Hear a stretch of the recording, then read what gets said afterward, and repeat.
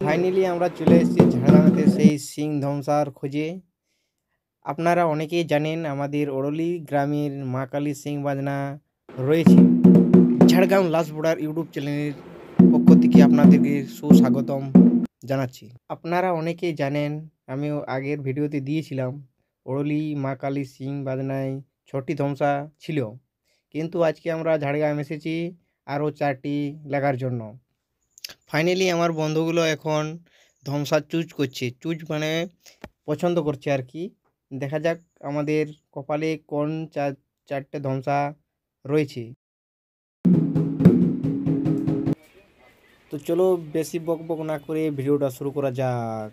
আপনারা বলতে পারেন এই জায়গাটা কোনখানে ঝাড়গ্রামের? হ্যাঁ, আপনি ঠিকই ধরেছেন, এটা সেই ওভারব্রিজের নামই, যে জুগনি মার্কেট রয়েছে সেখানের কিছু অংশ।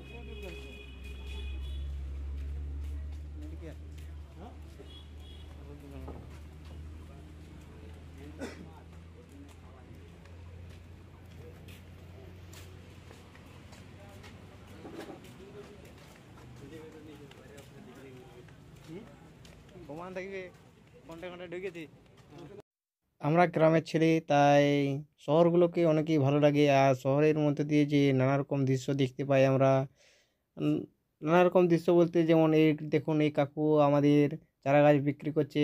এটি আমাদেরকে দেখে খুবই ভালো লাগছে, কারণ আমাদের বাগানের হার খুবই কমে গেছে। কিন্তু আমাদের দেখুন, আমরা গ্রামের ছেলে, তাই আমাদের যে কোনো বাজার, টাউন, মানে বেশি জিনিসপাতি দেখলে আমাদের একটু আলাদা টাইপের একটা ফিল হয়, কারণ আমরা কোনোদিনও সেরকম কিছু দেখিনি। আর হঠাৎ এই ঝাড়গ্রামের এরকম শহরে যদি আমরা অনেক কিছু দেখতে পাই, তার আবার ওভারব্রিজের নামই, একটু অবাক অবাক লাগে। যদিও আমরা সাধারণ ঘরের ছেলে।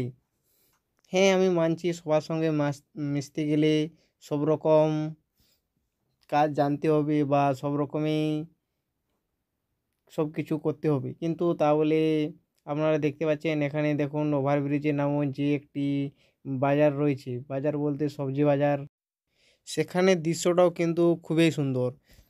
তাই আমি আর বেশি ওভার অ্যাক্টিং না করে আমি আমার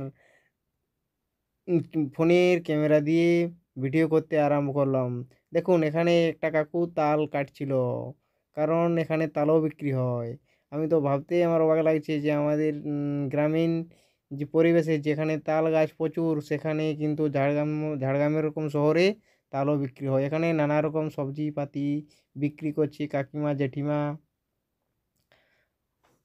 দেখতে পাচ্ছেন পাখা, এখন গরমকাল তো তাই পাখা সিজনটা বেশি, যদিও কিন্তু নানা রকম সবজি রয়েছে।